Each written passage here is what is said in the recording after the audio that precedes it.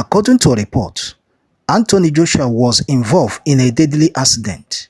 Watch this video to the end.